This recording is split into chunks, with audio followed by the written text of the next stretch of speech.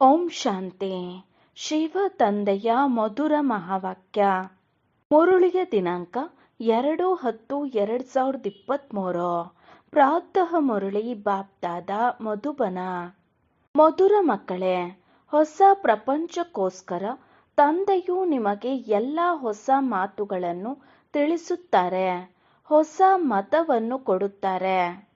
ಆದ್ದರಿಂದ ಅವರ ಗತಿ ಮತವು ಭಿನ್ನವಾಗಿದೆ ಎಂದು ಗಾಯನ ಮಾಡಲಾಗುತ್ತದೆ.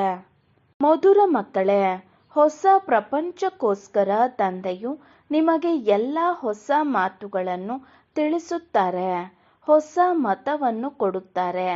ಆದ್ದರಿಂದ ಅವರ ಗತಿ ಮತವು ಭಿನ್ನವಾಗಿದೆ ಎಂದು ಗಾಯನ ಮಾಡಲಾಗುತ್ತದೆ. ಪ್ರಶ್ನೆ: ದಯಾಹೃದಯಿ ತಂದೆಯು ಎಲ್ಲ ಮಕ್ಕಳಿಗೆ ಯಾವ ಮಾತಿನಲ್ಲಿ ಎಚ್ಚರಿಕೆ ನೀಡಿ ಶ್ರೇಷ್ಠ ಅದೃಷ್ಟವನ್ನು ರೂಪಿಸುತ್ತಾರೆ? ದಯಾಹೃದಯಿ ತಂದೆಯು ಎಲ್ಲ ಮಕ್ಕಳಿಗೆ ಯಾವ ಮಾತಿನಲ್ಲಿ ಎಚ್ಚರಿಕೆ ನೀಡಿ ಶ್ರೇಷ್ಠ ಅದೃಷ್ಟವನ್ನು ರೂಪಿಸುತ್ತಾರೆ? ಉತ್ತರ: ಬಾಬಾರವರು ಹೇಳುತ್ತಾರೆ, ಮಕ್ಕಳೇ, ಶ್ರೇಷ್ಠ ಅದೃಷ್ಟವನ್ನು ಮಾಡಿಕೊಳ್ಳಬೇಕೆಂದರೆ ಸರ್ವೀಸ್ ಮಾಡಿ. ಒಂದು ವೇಳೆ ತಿಂದು ಮತ್ತು ಮಲಗಿ ಸರ್ವೀಸ್ ಮಾಡಲಿಲ್ಲವೆಂದರೆ ಶ್ರೇಷ್ಠ ಅದೃಷ್ಟವನ್ನು ರೂಪಿಸಿಕೊಳ್ಳಲು ಸಾಧ್ಯವಿಲ್ಲ. ಸೇವೆಯಿಲ್ಲದೆ ತಿನ್ನುವುದು ಹೊರೆಯಾಗುತ್ತದೆ. ಆದ್ದರಿಂದ ಬಾಬಾರವರು ಎಚ್ಚರಿಕೆ ನೀಡುತ್ತಾರೆ, ಎಲ್ಲ ಆಧಾರವು ವಿದ್ಯೆಯ ಮೇಲಿದೆ. ನೀವು ಬ್ರಾಹ್ಮಣರು ಓದಬೇಕು ಮತ್ತು ಓದಿಸಬೇಕು. ಸತ್ಯಗೀತೆಯನ್ನು ತಿಳಿಸಬೇಕಾಗಿದೆ. ತಂದೆಗೆ ದಯೆ ಬರುವ ಕಾರಣ ಪ್ರತಿ ವಿಷಯದ ಮೇಲೆ ಬೆಳಕು ಹರಿಸುತ್ತಿರುತ್ತಾರೆ. ಗೀತೆ: ಯಾವ ದಿನದಿಂದ ಸೇರಿದೆವು ನಾವು ನೀವು? ಓಂ ಶಾಂತಿ. ಆತ್ಮಿಕ ತಂದೆಯು ತಿಳಿಸುತ್ತಾರೆ, ಯಾವಾಗ ಮಕ್ಕಳಿಗೆ ಬೇಹದ್ದಿನ ತಂದೆಯು ಸಿಗುತ್ತಾರೆಯೋ ಆಗ ಪ್ರತಿಯೊಂದು ಹೊಸ ಮಾತುಗಳನ್ನು ತಿಳಿಸುತ್ತಾರೆ. ಏಕೆಂದರೆ ಈ ತಂದೆಯು ಹೊಸ ಪ್ರಪಂಚವನ್ನು ಸ್ಥಾಪನೆ ಮಾಡುವವರಾಗಿದ್ದಾರೆ. ಮನುಷ್ಯರಂತೂ ಈ ಹೊಸ ಮಾತುಗಳನ್ನು ತಿಳಿಸಲು ಸಾಧ್ಯವಿಲ್ಲ. ತಂದೆಯು ಯಾರಿಗೆ ಸ್ವರ್ಗದ ರಚಯಿತನೆಂದು ಹೇಳುತ್ತಾರೆಯೋ ಆ ಬೇಹದ್ದಿನ ತಂದೆಯು ಸ್ವರ್ಗದ ಸ್ಥಾಪನೆ ಮಾಡುವವರಾಗಿದ್ದಾರೆ. ನರಕದ ಸ್ಥಾಪನೆ ಮಾಡುವವರು ರಾವಣನಾಗಿದ್ದಾನೆ. ಪಂಚವಿಕಾರಗಳು ಸ್ತ್ರೀಯಲ್ಲಿ ಇದೆ ಮತ್ತು ಪುರುಷರಲ್ಲಿಯೂ ಇದೆ. ಇಬ್ಬರು ರಾವಣ ಸಂಪ್ರದಾಯದವರು. ಅಂದರೆ ಇದು ಹೊಸ ಮಾತು ತಿಳಿಸಿದರಲ್ಲವೇ? ಸ್ವರ್ಗವನ್ನು ರಚಿಸುವವರು ಪರಮಪಿತ ಪರಮಾತ್ಮನಾಗಿದ್ದಾರೆ. ಯಾರಿಗೆ ರಾಮನೆಂದು ಹೇಳುತ್ತಾರೆ? ನರಕವನ್ನಾಗಿ ಮಾಡುವವನು ರಾವಣನಾಗಿದ್ದಾನೆ.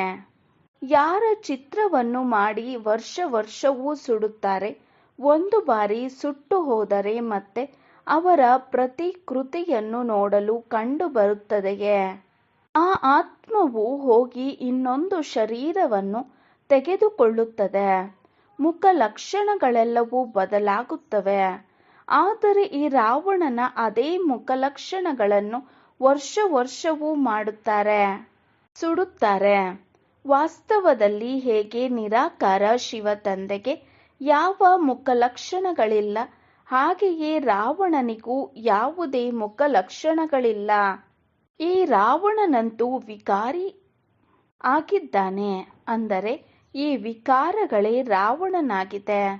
ತಂದೆಯೇ ಇದನ್ನು ತಿಳಿಸುತ್ತಾರೆ. ಮನುಷ್ಯರು ಭಕ್ತಿ ಮಾರ್ಗದಲ್ಲಿ ಏನನ್ನು ಬಯಸುತ್ತಾರೆಯೋ ಭಗವಂತನು ಭಕ್ತಿಯ ಫಲವನ್ನು ಕೊಡಲು ಅಥವಾ ರಕ್ಷಣೆ ಮಾಡುವುದಕ್ಕೋಸ್ಕರವೇ ಬರುತ್ತಾರೆ. ಏಕೆಂದರೆ ಭಕ್ತಿಯಲ್ಲಿ ಬಹಳ ದುಃಖವಿದೆ. ಸುಖವು ಅಲ್ಪಕಾಲದ ಕ್ಷಣಭಂಗೂರವಾಗಿದೆ. ಭಾರತವಾಸಿಗಳದ್ದು ಸಂಪೂರ್ಣ ದುಃಖಿ ಜೀವನವಾಗಿದೆ. ಯಾರ ಮಗುವಾದರೂ ಸತ್ತರೆ ಅಥವಾ ಯಾರಾದರೂ ದಿವಾಳಿಯಾದರೆ ಜೀವನವಂತೂ ದುಃಖಿಯಾಗುತ್ತದೆಯಲ್ಲವೇ? ಆದ್ದರಿಂದ ತಂದೆಯು ತಿಳಿಸುತ್ತಾರೆ, ನಾನು ಎಲ್ಲರ ಜೀವನವನ್ನು ಸುಖಿಯನ್ನಾಗಿ ಮಾಡಲು ಬರುತ್ತೇನೆ. ತಂದೆಯು ಬಂದು ಹೊಸ ಮಾತುಗಳನ್ನು ತಿಳಿಸುತ್ತಾರೆ. ನಾನು ಸ್ವರ್ಗದ ಸ್ಥಾಪನೆ ಮಾಡಲು ಬಂದಿದ್ದೇನೆ. ಅಲ್ಲಿ ನೀವು ವಿಕಾರದಲ್ಲಿ ಹೋಗುವುದಿಲ್ಲ. ಅದು ನಿರ್ವಿಕಾರಿ ರಾಜ್ಯ. ಇದು ವಿಕಾರಿ ರಾಜ್ಯವೆಂದು ತಿಳಿಸಲಾಗುತ್ತದೆ.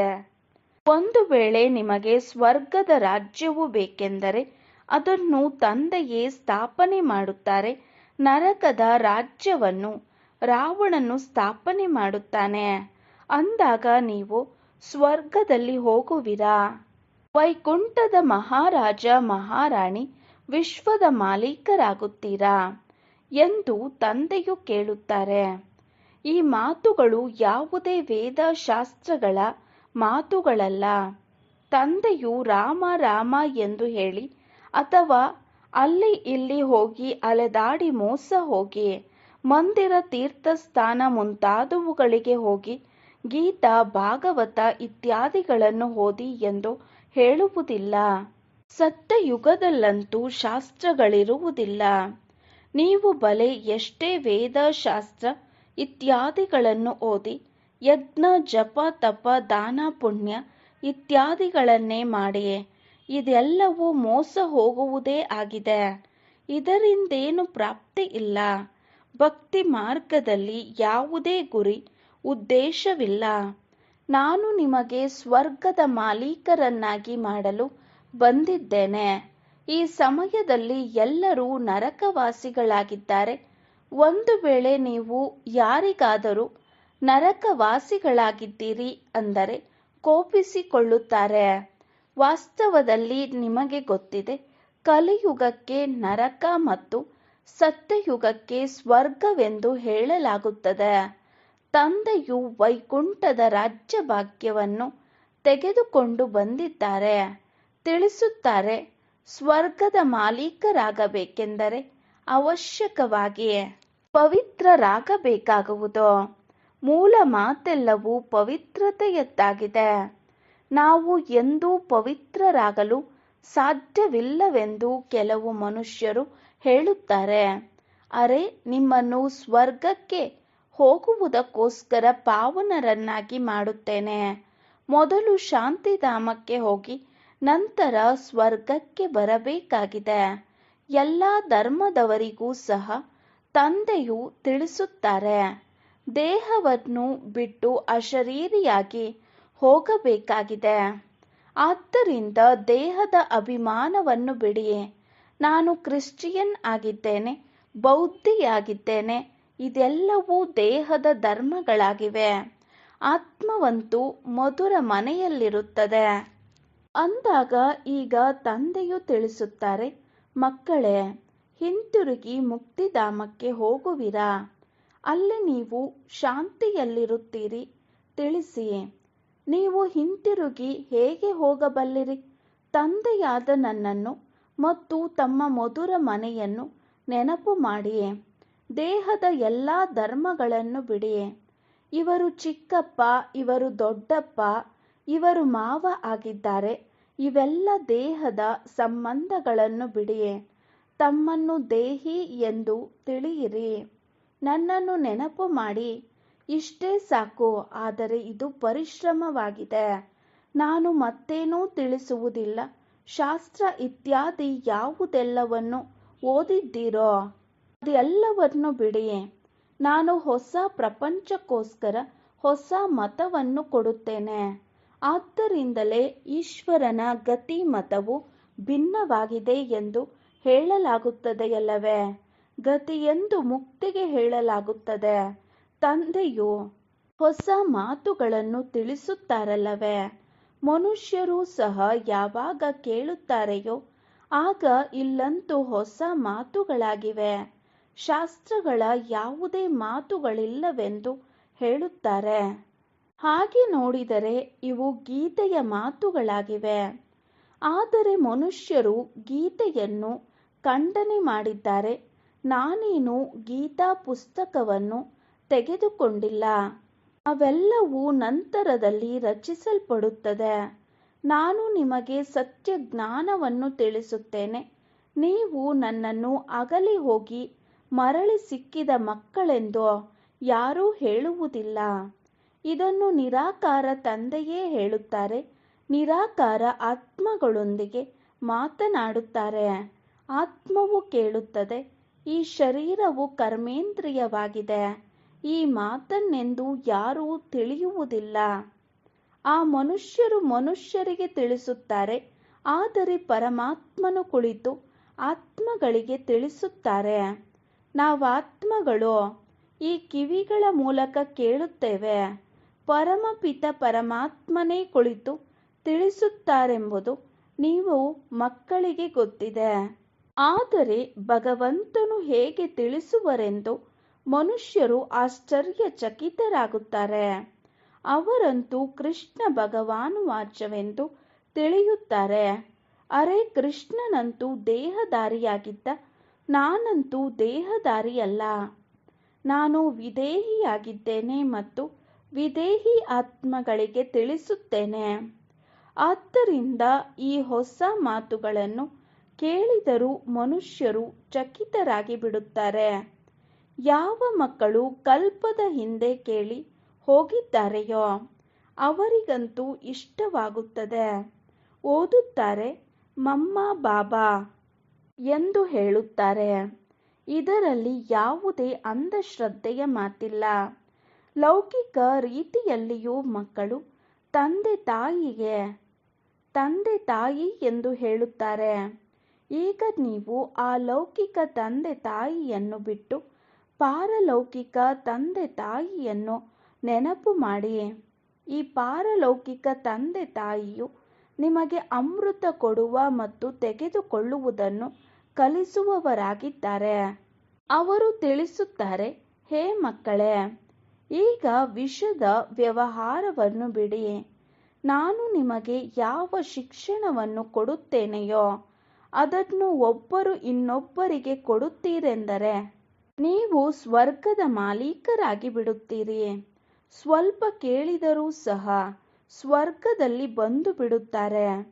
ಆದರೆ ಅನ್ಯರನ್ನು ತಮ್ಮ ಸಮಾನರನ್ನಾಗಿ ಮಾಡಲಿಲ್ಲವೆಂದರೆ ಹೋಗಿ ದಾಸದಾಸಿಯರಾಗುತ್ತಾರೆ. ದಾಸದಾಸಿಯರಲ್ಲಿಯೂ ನಂಬರ್ ವಾರ್ ಇರುತ್ತಾರೆ. ಮಕ್ಕಳನ್ನು ಸಂಪಾಲನೆ ಮಾಡುವ ದಾಸದಾಸಿಯರು ಅವಶ್ಯಕವಾಗಿ ಅಲ್ಲಿ ಒಳ್ಳೆಯ ಪದವಿಯವರೇ ಆಗಿರುತ್ತಾರೆ. ಇಲ್ಲಿದ್ದರೂ ಸಹ ಒಂದು ವೇಳೆ ಓದಲಿಲ್ಲವೆಂದರೆ ದಾಸದಾಸಿಯರಾಗಿ ಬಿಡುತ್ತಾರೆ. ಪ್ರಜೆಗಳಲ್ಲಿಯೂ ನಂಬರ್ ವಾರ್ ಇರುತ್ತಾರೆ. ಯಾರು ಒಳ್ಳೆಯ ರೀತಿಯಲ್ಲಿ ಓದುತ್ತಾರೆಯೋ ಅವರು ಒಳ್ಳೆಯ ಪದವಿಯನ್ನು ಪಡೆಯುತ್ತಾರೆ. ಪ್ರಜೆಗಳಲ್ಲಿ ಸಾಹುಕಾರ ಪ್ರಜೆಗಳಿಗೂ ದಾಸದಾಸಿಯರಿರುತ್ತಾರೆ. ಅಂದ ಮೇಲೆ ನಾವು ಏನಾಗಲು ಯೋಗ್ಯರಾಗಿದ್ದೇವೆ ಎಂಬುದನ್ನು ತಮ್ಮ ಚಹರೆಯನ್ನು ನೋಡಿಕೊಳ್ಳಬೇಕು. ಒಂದು ವೇಳೆ ಯಾರಾದರೂ ತಂದೆಯನ್ನು ಕೇಳಿದರೆ ತಂದೆಯು ತಕ್ಷಣ ತಿಳಿಸಿಬಿಡುತ್ತಾರೆ. ಏಕೆಂದರೆ ತಂದೆಯಂತೂ ಎಲ್ಲವನ್ನೂ ತಿಳಿದುಕೊಂಡಿದ್ದಾರೆ ಮತ್ತು ನೀವು ಈ ಕಾರಣ ಇಂತಹ ಪದವಿಯನ್ನು ಪಡೆಯುತ್ತೀರಿ ಎಂದು ತಂದೆಯು ಸಿದ್ಧ ಮಾಡಿ ತಿಳಿಸಬಲ್ಲರು.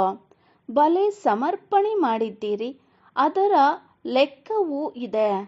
ಸಮರ್ಪಣೆ ಮಾಡಿದ್ದೀರಿ, ಆದರೆ ಏನೂ ಸರ್ವಿಸ್ ಮಾಡಲಿಲ್ಲ. ಕೇವಲ ತಿನ್ನುತ್ತಾ ಕುಡಿಯುತ್ತಾ ಇದ್ದರೆ ಏನು ಕೊಟ್ಟಿರೋ ಅದನ್ನು ತಿಂದು ಸಮಾಪ್ತಿ ಮಾಡಿದಿರಿ. ಕೊಟ್ಟಿದ್ದೀರಿ, ನಂತರ ತಿಂದಿರಿ, ಯಾವುದೇ ಸರ್ವಿಸ್ ಮಾಡಲಿಲ್ಲ. ಆದ್ದರಿಂದ ಮೂರನೆಯ ದರ್ಜೆಯ ದಾಸದಾಸಿಯರಾಗುತ್ತೀರಿ. ಬಲೆ ಸರ್ವಿಸ್ ಮಾಡಿ ತಿಂದರೆ ಅದು ಸರಿ, ಆದರೆ ಏನೂ ವ್ಯಾಪಾರ ವ್ಯವಹಾರ ಮಾಡಲಿಲ್ಲ. ಸುಮ್ಮನೆ ತಿಂದು ತಿಂದು ಸಮಾಪ್ತಿ ಮಾಡಿಬಿಡುತ್ತಾರೆಂದರೆ ಇನ್ನೂ ಹೆಚ್ಚಿನ ಹೊರೆಯು ಏರುತ್ತದೆ. ಇಲ್ಲಿದ್ದರೂ ಸಹ ಏನನ್ನು ಕೊಟ್ಟಿದ್ದೀರೋ ಅದನ್ನು ತಿಂದಿರಿ. ಇನ್ನೂ ಕೆಲವರು ಬಲೆ ಏನೂ ಕೊಡುವುದಿಲ್ಲ, ಆದರೆ ತುಂಬ ಸರ್ವಿಸ್ ಮಾಡುತ್ತಾರೆಂದರೆ ಅವರು ಶ್ರೇಷ್ಠ ಪದವಿಯನ್ನು ಪಡೆಯುತ್ತಾರೆ. ಮಮ್ಮ ಧನವೇನೂ ಕೊಡಲಿಲ್ಲ, ಆದರೆ ಉತ್ತಮ ಪದವಿಯನ್ನು ಪಡೆಯುತ್ತಾರೆ. ಏಕೆಂದರೆ ತಂದೆಯ ಆತ್ಮಿಕ ಸೇವೆಯನ್ನು ಮಾಡುತ್ತಾರೆ. ಅದರ ಲೆಕ್ಕವಂತೂ ಇದೆಯಲ್ಲವೇ? ನಾವಂತೂ ಎಲ್ಲವನ್ನು ಕೊಟ್ಟಿದ್ದೇವೆ. ಸಮರ್ಪಿತರಾಗಿದ್ದೇವೆ ಎಂಬ ನಶೆಯು ಕೆಲವರಿಗೆ ಇರುತ್ತದೆ. ಆದರೆ ತಿನ್ನುವುದಂತೂ ತಿನ್ನುತ್ತಾರಲ್ಲವೇ? ತಂದೆಯು ಎಲ್ಲ ಉದಾಹರಣೆಗಳನ್ನು ತಿಳಿಸುತ್ತಾರೆ. ಸೇವೆ ಮಾಡಲಿಲ್ಲ, ಸುಮ್ಮನೆ ತಿಂದಿರಿ ಮತ್ತು ಸಮಾಪ್ತಿ ಮಾಡಿದಿರಿ. ಆದರೆ ಯಾರು ಮಲಗುವರೋ ಅವರು ಕಳೆದುಕೊಂಡರು ಎಂದು ಹೇಳುತ್ತಾರಲ್ಲವೇ? 8 ಗಂಟೆಗಳು ಸರ್ವೀಸ್ ಮಾಡದೆ ತಿನ್ನುವುದು ಹೊರೆಯಾಗಿದೆ. ತಿನ್ನುತ್ತಾ ಹೋದರೆ ಜಮಾ ಏನೂ ಆಗುವುದಿಲ್ಲ, ಮತ್ತೆ ಸೇವೆ ಮಾಡಬೇಕಾಗುವುದು. ತಂದೆಯಂತೂ ಎಲ್ಲವನ್ನೂ ತಿಳಿಸಬೇಕಾಗುತ್ತದೆಯಲ್ಲವೇ? ಆದರೆ ನಮಗೇಕೆ ತಿಳಿಸಲಿಲ್ಲವೆಂದು ಯಾರೂ ಹೇಳಬಾರದು. ಆದ್ದರಿಂದ ತಿಳಿಸುತ್ತಾರೆ, ಈ ಬಾಬಾರವರು ತಮ್ಮ ಸರ್ವಸ್ವವನ್ನು ಕೊಟ್ಟರೂ ನಂತರ ಸೇವೆಯನ್ನು ಮಾಡುತ್ತಿರುತ್ತಾರೆ. ಆದ್ದರಿಂದ ಪದವಿಯು ಶ್ರೇಷ್ಠವಾಗಿದೆ. ಸಮರ್ಪಿತರಾದರು ಮತ್ತು ಸುಮ್ಮನೆ ಕುಳಿತು ತಿಂದರು. ಸೇವೆ ಮಾಡಲಿಲ್ಲವೆಂದರೆ ಏನಾಗುವರು? ಶ್ರೀಮತದಂತೆ ನಡೆಯುವುದಿಲ್ಲ. ಬಾಬಾ ವಿಶೇಷವಾಗಿ ತಿಳಿಸುತ್ತಾರೆ, ಅಂತ್ಯದಲ್ಲಿ ನಮ್ಮ ಪದವಿಯು ಹೀಗೇಕಾಯಿತು ಎಂದು ಕೇಳುವುದಲ್ಲ. ಆದ್ದರಿಂದ ತಂದೆಯು ತಿಳಿಸುತ್ತಾರೆ, ಸೇವೆ ಮಾಡದೇ ಇರುವುದು, ಹಾಗೆಯೇ ತಿನ್ನುವುದು ಎಂದರೆ ಅಂತಹವರ ಅದೃಷ್ಟವು ಕಲ್ಪಾಂತರವೂ ಇದೇ ಆಗಿಬಿಡುವುದು. ಆದ್ದರಿಂದ ಬಾಬಾ ಎಚ್ಚರಿಕೆ ನೀಡುತ್ತಾರೆ, ಕಲ್ಪಾಂತರಕ್ಕೋಸ್ಕರ ನಮ್ಮ ಪದವಿಯು ಭ್ರಷ್ಟವಾಗಿ ಬಿಡುತ್ತದೆ ಎಂಬುದನ್ನು ತಿಳಿದುಕೊಳ್ಳಬೇಕು.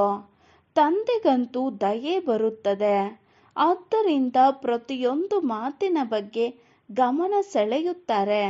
ಸೇವೆ ಮಾಡಲಿಲ್ಲವೆಂದರೆ ಶ್ರೇಷ್ಠ ಪದವಿಯನ್ನು ಪಡೆಯುವುದಿಲ್ಲ.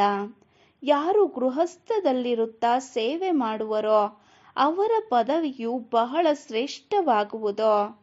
ಎಲ್ಲದರ ಆಧಾರವು ಓದುವುದು ಮತ್ತು ಓದಿಸುವುದರ ಮೇಲಿದೆ.